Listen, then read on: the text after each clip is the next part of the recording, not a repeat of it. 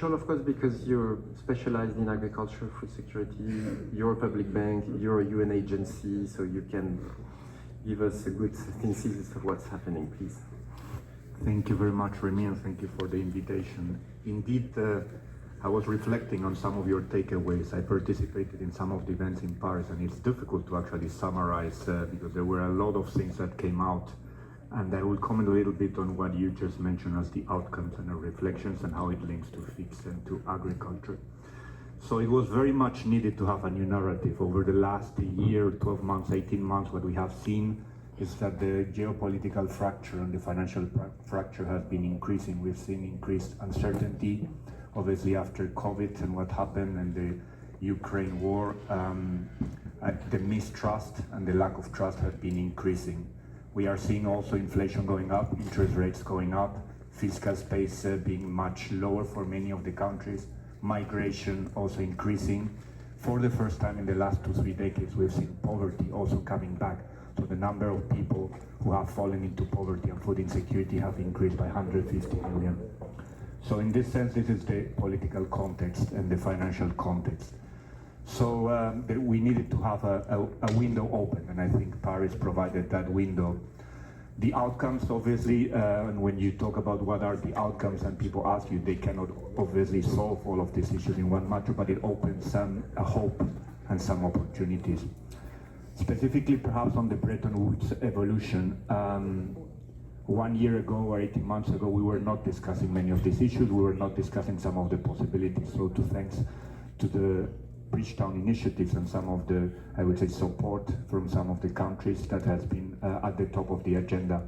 However, for the time being, it's true that this is just an initial discussion. If we talk about the core issues, and some of them I'm sure Leslie will talk about, we see still, or at least from our side, being a concessional fund, there's issues related to grant financing vis-a-vis concessional financing. Many of the low-income countries are highly indebted. They do not have the capacity to actually borrow, much less for the rural poor, for example. And that creates basically the need to find ways of making sure that these countries, the low income, in the sense of the really poverty going up and food insecurity going up, how are we going to support them and help them?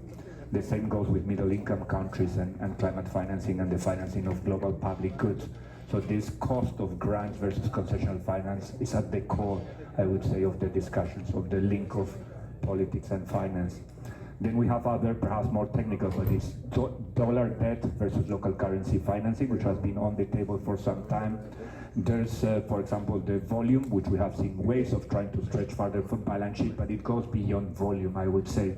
Then you have other more technical matters, which, for example, Leslie has written about on the AAA versus a AA+, which doesn't seem to be on the table for some of the MDBs. So there's a lot of matters, but I would say, to me, the core goes to this high indebtedness and little fiscal capacity of many of the countries, as well as the financing of global public financial goods.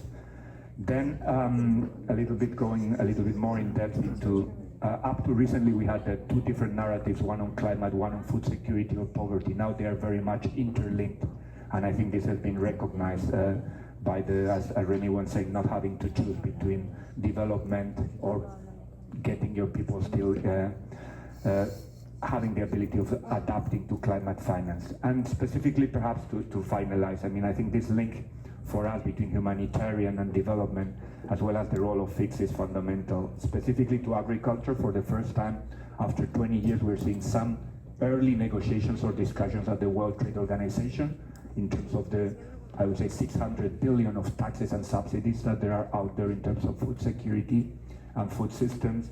We're seeing now, obviously, interesting developments at the G20 that I will be attending this weekend, in terms of also the importance of food security and poverty in all of these matters.